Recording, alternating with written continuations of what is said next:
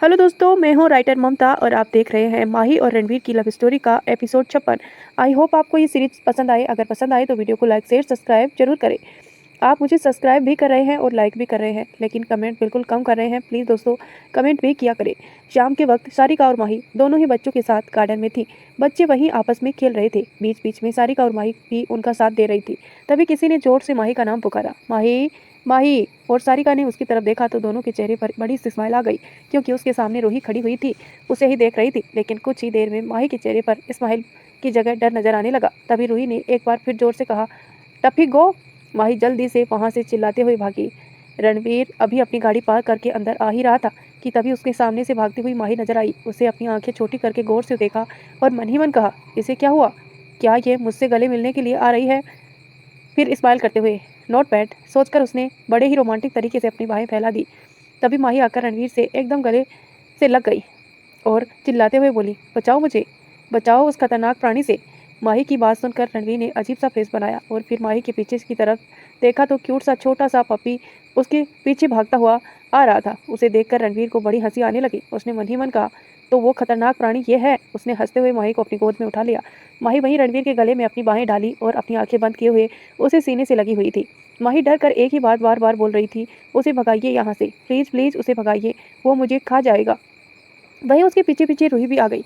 ये प्यारा सा पप्पी रूही का ही था और रूही को पता था कि माही को कुत्तों से बड़ा डर लगता है, इसीलिए उसने जानबूझकर अपने पप्पी को माही के पीछे लगाया था। अब उसे ऐसा क्यों किया था, हमें आगे पता चलेगा। और उसके पीछे ही बच्चे और सारिका भी आ गए। बच्चे तो अपनी माँ को ऐसे डरते हुए देखकर बहुत हंस रहे थे। माहिर ने हंसते हुए कहा, मम्मा ये तो बहुत ही क्यूट पपी है, आप टफी से इतना डर क्यों रही हो? रणवीर ने सारिका को इशारा से कहा कि वो बच्चों को अंदर ले जाए। सारिका ने भी स्माइल करते हुए हाँ में सिर हिलाया और बच्चों को अंदर ले गई और साथ ही साथ रूही को भी। रूही ने पीछे ही उसका पप्पी भी अपनी पूंछ हिलाता हुआ चला गया। माही ने ऐसे ही रणवीर के सीने से लगे हुए ही कहा, वो चला गया क्या?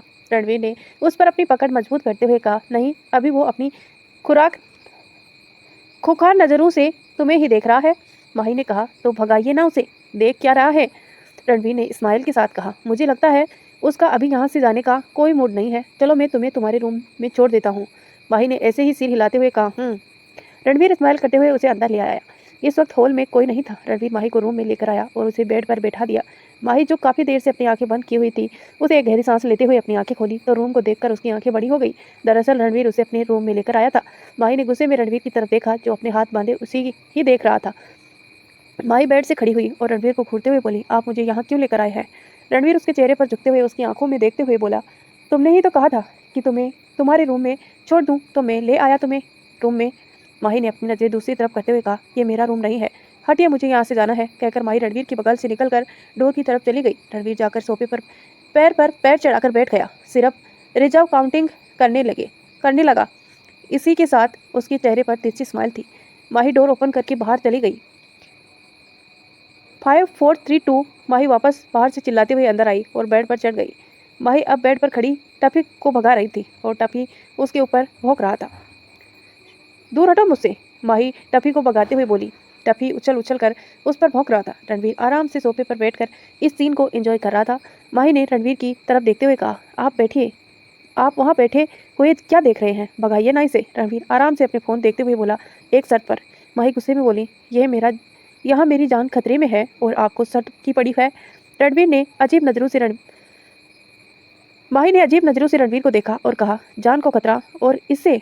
कहते हुए रणवीर ने टफी को देखा, जो छोटा सा रुई का गोला लग रहा था। माही ने कहा, हाँ इसे, जब ये काटता है ना तो पता है कितने इंजेक्शन लगते हैं, प्लीज भगा दीजिए ना इसे। माही अब रिक्वेस्ट करते हुए बोली। रणवीर ने वापस अपने फ़ोन देखते हुए कहा, पहले शर्त। माही को गुस्सा तो बहुत आ रहा था, पर अभी उसके लिए टफी को भगाना ज़्यादा ज़रूरी था। उसने कहा, ठीक है, बोलिए क्या शर्त है? रणवीर बिना देरी किए बोला, तुम्हें इसी रूम में रहना होगा, बोलो मंजूर है? नहीं, माही ने चिल्लाते हुए कहा।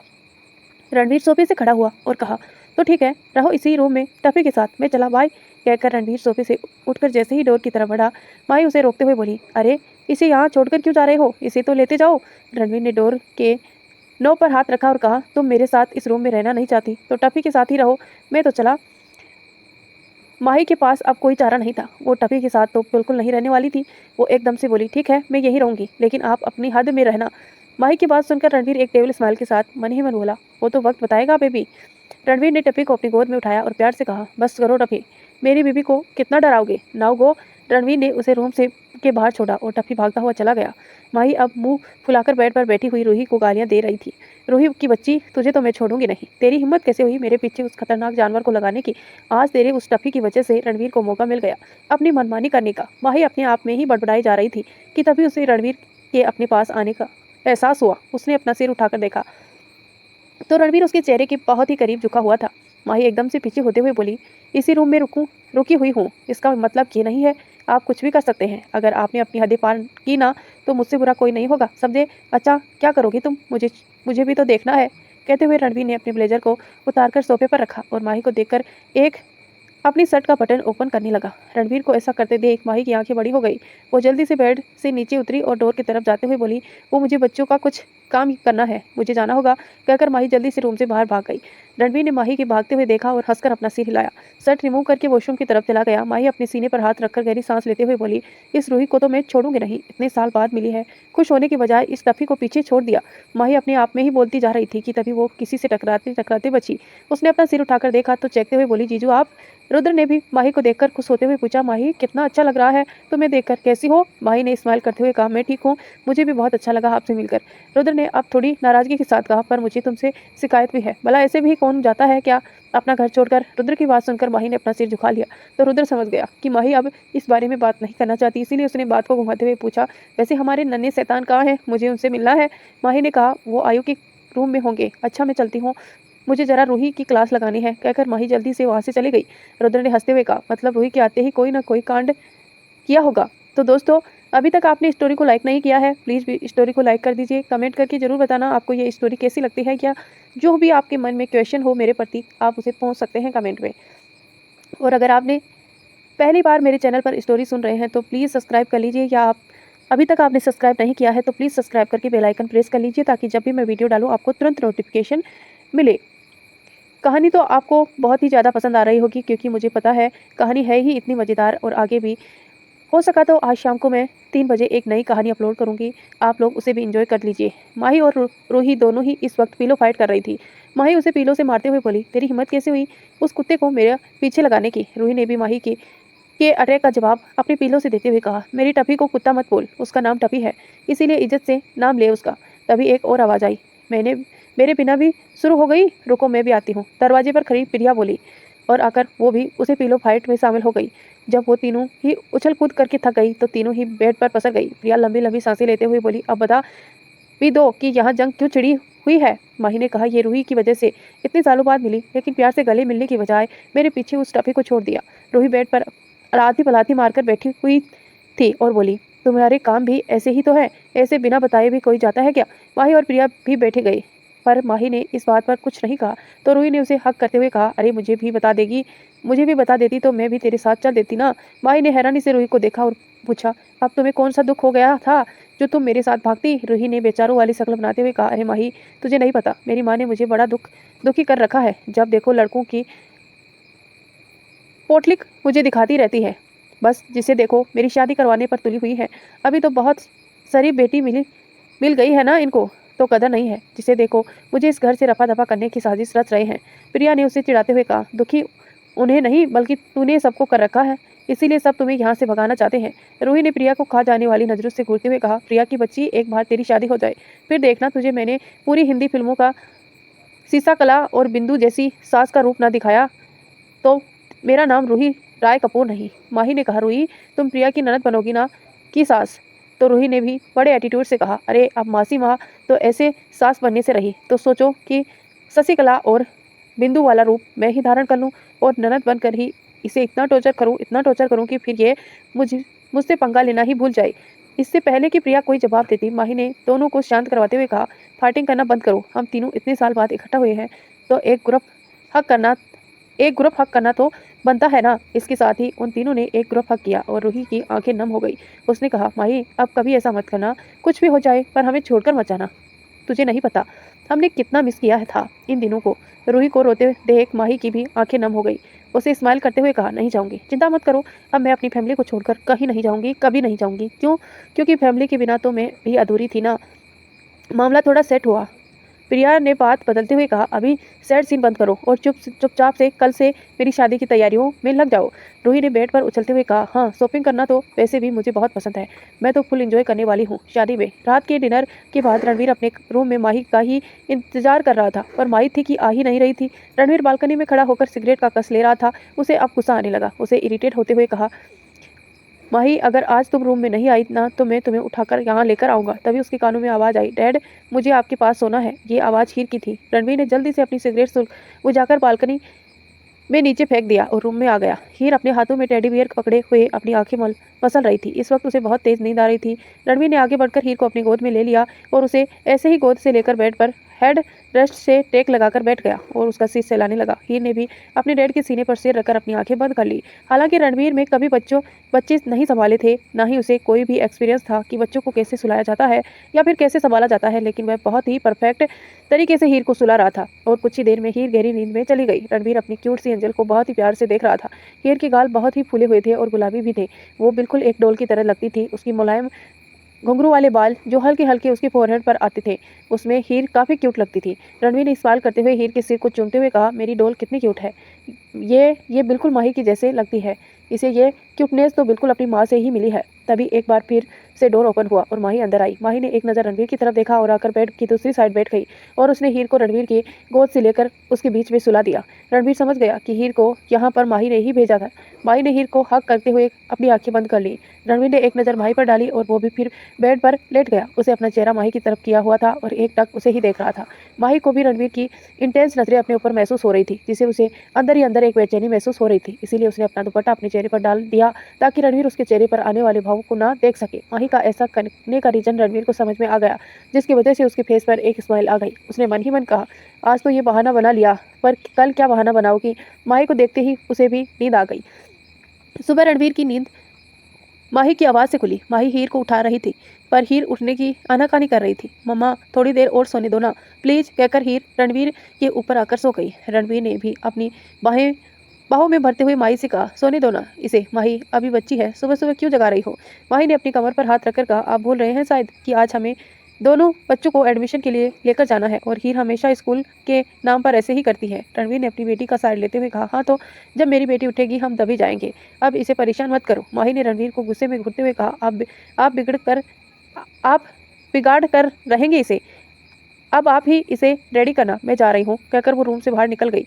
रणवीर अपनी लिटिल एंजल को वापस अपनी बाहों में भरकर सो गया। माही ने माहिर को रेडी कर दिया और उसे ब्रेकफास्ट भी करवा दिया। वो बार बार अपने रूम की तरफ देख रही थी। अनीता जी ने जब माही को परेशान देखा तो पूछा, क्या हुआ माही, तुम परेशान लग रही हो। माही ने अनीता जी की तरफ देखते हुए कहा, माँ देखो ना, हीर अभी तक रेडी नहीं हुई है, हमें देर हो जाएगी। जब मैं उसे उठाने गई तो रणवीर ने उसे जगाने से मना कर दिया। अनीता जी ने हंसते हुए कहा, बेटा वैसे भी अपने पापा की लाडली होती है, बेटियां तो अपने पापा की लाडली होती है, तुम चिंता मत करो, रणवीर उसे खुद रेडी करके नीचे ले आएगा, अगर तुम चाहो तो खुद जाकर एक बार देख लो।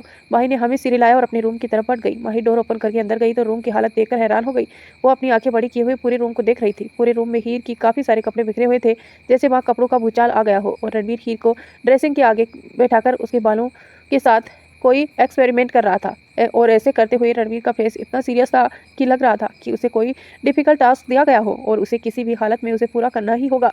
कुछ ही देर बाद रणवीर ने एक गहरी सांस लेते हुए कहा, फाइनली डन।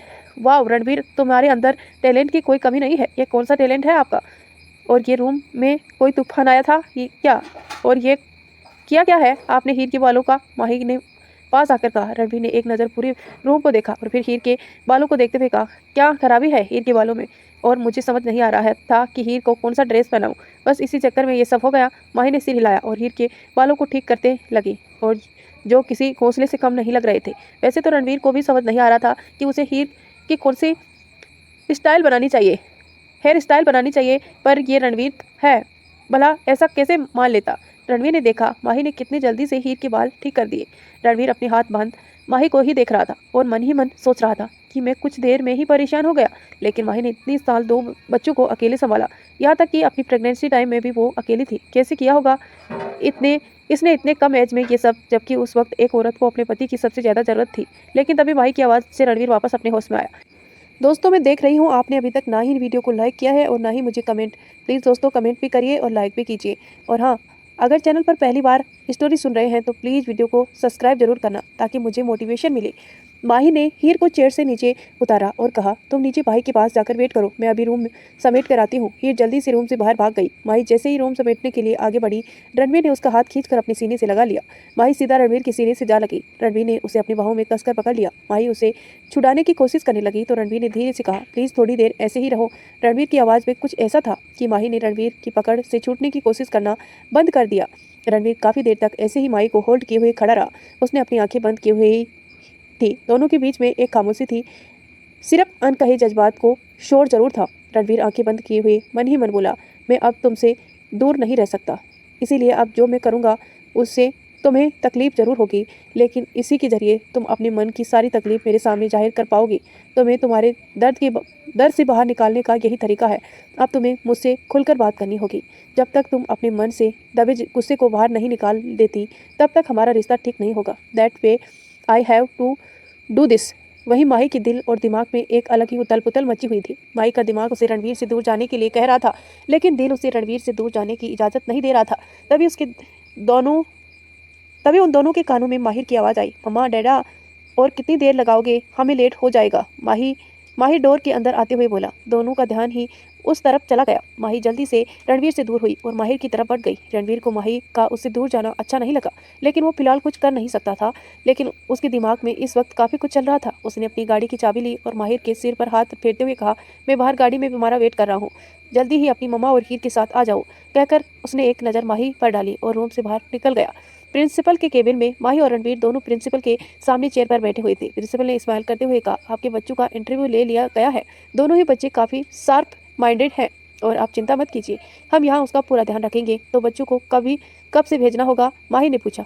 देखिए, 2 दिन बाद होली है, जिस वजह से बच्चों को 4 दिन का हॉलीडे रहेगा, तो आप 4 दिन बाद बच्चों को स्कूल भेज सकते हैं और बाकी की सारी इंफॉर्मेशन आपको इसकी टीचर से मिल जाएगी, प्रिंसिपल मैम ने समझाते हुए कहा और बेल प्रेस की। इसके कुछ ही देर में पियोन अंदर आया और प्रिंसिपल मैम ने कहा, तारा मैम को मेरे ऑफिस में बुलाकर लाओ। ऑर्डर सुनकर पियोन बाहर चला गया। रणवीर वहाँ काफ़ी बोर हो रहा था। उसे मन ही मन कहा कि मोम को भी क्या ज़रूरत थी मीटिंग फिक्स करने की, सीधा फ़ोन कॉल से ही एडमिशन हो जाता। आखिर किसी की इतनी हिम्मत नहीं है कि रणवीर रॉय कपूर के बच्चों का एडमिशन ना करे। ऐसा करके अपना स्कूल बंद थोड़ी ना करवाना है। रणवीर के फेस स्माइल के साथ कहा रणवीर ने फेक स्माइल के साथ कहा, अगर आप थोड़ी जल्दी करें तो अच्छा होगा, क्योंकि मुझे अर्जेंट मीटिंग में भी जाना है। प्रिंसिपल मैम रणवीर की स्माइल के पीछे छिपी इरिटेशन को अच्छे से समझ रही थी। वह इस वजह से वह थोड़ा सा घबरा भी रही थी, क्योंकि वो रणवीर रॉय कपूर का गुस्सा दिलाना अफोर्ड नहीं कर सकती थी। उन्होंने कुछ कहने के लिए अपना मुंह खोला ही था कि तभी डोर नॉक होने की आवाज़ आई। डोर नॉक होने की आवाज़ सुनकर प्रिंसिपल मैम की जान में जान आई। उन्होंने जल्दी से कहा, कम इन। तभी करीब एक 25-26 साल की लड़की अंदर आई। उसने अंदर आकर मैम को ग्रीट किया। प्रिंसिपल मैम ने रणवीर और माहिर की तरफ इशारा करते हुए कहा, तारा, ये दोनों 2 नए स्टूडेंट हीर और माहिर के पेरेंट्स हैं, तो प्लीज़ आप इन्हें हमारे यहाँ के बारे में सब कुछ समझा दीजिए। फिर अपनी चेयर से उठते हुए रणवीर और माहिर से कहा, एक्सक्यूज मी, तारा आपको यहाँ के बारे में सब कुछ अच्छे से डिटेल में समझा देगी। अभी मुझे जाना होगा, क्योंकि मुझे ज़रूरी काम भी निपटाने हैं। It's okay Tara, take care of everything. Tara, जिसकी नज़र रणवीर पर ही टिक गई थी, प्रिंसिपल मैम ने मुंह से अपना नाम सुनकर एकदम से उसकी तरफ देखने लगी और हड़बड़ाते हुए कहा, yes ma'am, yes ma'am, will definitely take care. Principal ma'am बाहर चली गई और तारा उसके सामने ही चेयर पर बैठ गई। तारा ने रणवीर की तरफ अपना हाथ बढ़ाते हुए कहा, hello sir, I am Tara, your children's class teachers. Ranveer, जो काफ़ी देर से अपने फ़ोन में कुछ देख रहा था, जब उसने तारा की आवाज़ सुनी तो उसे नज़र उठाकर सामने तारा की तरफ देखा और फिर उसकी नज़रें तारा के बढ़े हुए हाथ की तरफ गई। उसने जैसे ही उसका तरफ हैंड शेक करने के लिए अपना हाथ आगे बढ़ाया, तभी माही तारा की हैंड शेक करते हुए बोली, and I am his wife and this mother of this children, mister Mahi Ranveer Roy Kapoor. Ranveer पहले तो हैरानी से माही की तरफ देखने लगा, फिर माही की आवाज़ में जलन की भाव देखकर उसके फेस पर स्माइल आ गई। उसने धीरे से अपना सिर हिलाया और वापस अपने फ़ोन में देखने लगा। दरअसल माही काफ़ी देर से तारा को नजरों को नोटिस कर रही थी। तारा का इस तरह रणवीर को घूरना माही को पसंद नहीं आया। वहीं माही का रिएक्शन देखकर तारा हड़बड़ा गई। फिर उसने फेक स्माइल के साथ माही से कहा, nice to meet you Mrs Kapoor. उसके बाद वो माही के बच्चों के बारे में डिस्कशन करने लगी, लेकिन बीच बीच में उसकी नज़र रणवीर की तरफ जा रही थी, जो उसकी बातों में बिना कोई इंटरेस्ट दिखाए अपने फ़ोन में ही बिजी था। आखिर रणवीर की पर्सनालिटी ही ऐसी थी कि कोई भी लड़की उसकी तरफ अपने आप को अट्रैक्ट होने से रोक नहीं पाती थी। कुछ ही यही हाल तारा का था। सारी बातें करने के बाद तारा ने एक बार फिर रणवीर से कहा, सर, अगर मुझे आपका नंबर मिल जाता तो अच्छा होता। वो क्या है ना, अगर बच्चे को कोई प्रॉब्लम हुई तो मैं पर्सनली आपसे कनेक्ट कर सकती हूँ। माही की तारा माही की तारा नजरें अच्छे से महसूस कर रही थी कि ये सामने बैठी लड़की उसके पति पर लाइन मारने की कोशिश कर रही है। माही ने भी एक चिढ़ने वाली स्माइल के साथ कहा, आप मुझसे भी पर्सनल कांटेक्ट कर सकती हैं। वो क्या है ना, इनके पास इतना टाइम नहीं होता, ये काफ़ी बिजी रहते हैं। रणवीर ने माही के चेहरे पर की तरफ देखा, जिस पर साफ नजर आ रहा था कि उसे टीचर का रणवीर से ऐसी बात करना पसंद नहीं आ रहा था। माही का रिएक्शन देखकर रणवीर मन ही मन मुस्कुराते हुए बोला, वो तो मेरी बीवी को जलन हो रही है, तो मेरा भी फर्ज बनता है तुम्हारी इस जलन वाली आग में घी डालने का। उसने बड़े ही स्टाइलिश अंदाज में तारा से कहा। मिस, फिर कुछ सोचकर, वैसे नाम क्या बताया आपने अपना? तारा। तो रणवीर ने इतने स्वीट अंदाज पर फ्लैट ही हो गई थी। वो एक्साइटेड में बोली, तारा, माई नेम इज तारा। रणवीर ने स्माइल करते हुए कहा, तारा, आपका नाम भी आपकी तरह खूबसूरत है तारा। माही तो मुंह खोले रणवीर को ही देख रही थी। वहीं रणवीर की तारीफ से तारा तो जैसे हवा में ही उड़ने लगी थी। उसने शर्माते हुए अपने बाल कान के पीछे किए और कहा, थैंक्स। रणवीर तिरछी नजरों से माही के एक्सप्रेशन देख रहा था। माही अब गुस्से से कभी रणवीर को तो कभी तारा को देख रही थी, पर रणवीर ने माही की हालत देखकर बड़ा ही मजा आ रहा था। इसने उसे और चिढ़ाने के लिए तारा से कहा, तारा, तुम्हें मेरा नंबर चाहिए था ना, ये लो मेरा कार्ड, जब भी चाहो मुझे कांटेक्ट कर सकती हो। कहकर रणवीर ने तारा की तरफ अपना विजिटिंग कार्ड बढ़ा दिया, जिसे तारा ने बड़ी सी ही फुर्सत से ले लिया। माही से अब बर्दाश्त नहीं हो रहा था। वो गुस्से में खड़ी हुई और रणवीर का हाथ पकड़कर कहा, दे दिया ना नंबर, अब चलिए, मुझे घर पर और भी काम है। कहकर वो रणवीर को खींचकर खड़ा करने लगी। रणवीर खड़े होते हुए बोला, okay Tara, nice to meet you, call me if you have a issue. Tara भी खुश होते हुए बोली, yes sir, nice to meet you too. Ranveer और भी कुछ कहता तब तक माही उसका हाथ पकड़कर उसे बाहर ले आई। माही का मुंह गुस्से में फूला हुआ था। उसने बच्चों को गाड़ी की पिछली सीट पर बिठाया और खुद जाकर पैसेंजर सीट पर बैठ गई।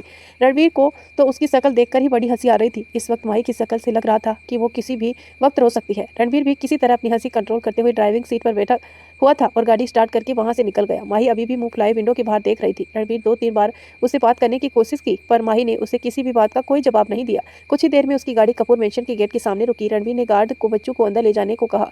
माही ने भी बाहर जाने के लिए जैसे ही डोर खोलना चाहा तो रणवीर ने उसका हाथ पकड़ लिया। माही ने मुड़कर पहले अपने हाथों को देखा जैसे रणवीर ने पकड़ा हुआ था, फिर उसने अपनी नजरें उठाकर रणवीर की तरफ देखा। रणवीर की नजरों में आज कुछ अलग ही भाव नजर आ रहे थे। तो दोस्तों, क्या करने वाला है रणवीर माही के साथ, ये सब जानेंगे हम नेक्स्ट एपिसोड में। तब तक आप हमारे चैनल के साथ बने रहिए। वीडियो को लाइक नहीं किया है अभी तक तो प्लीज़ लाइक कर दीजिए। कमेंट करके जरूर बताना कि ये कहानी आपको कैसी लगती है। और हाँ, आज शाम को 3 बजे हम एक नई कहानी अपलोड करने वाले हैं, उसे एंजॉय करना बिल्कुल मत भूलना। चैनल को सब्सक्राइब जरूर कर लेना और नोटिफिकेशन ऑन कर लेना, ताकि जब भी मैं वीडियो डालूँ तुरंत नोटिफिकेशन मिले। धन्यवाद।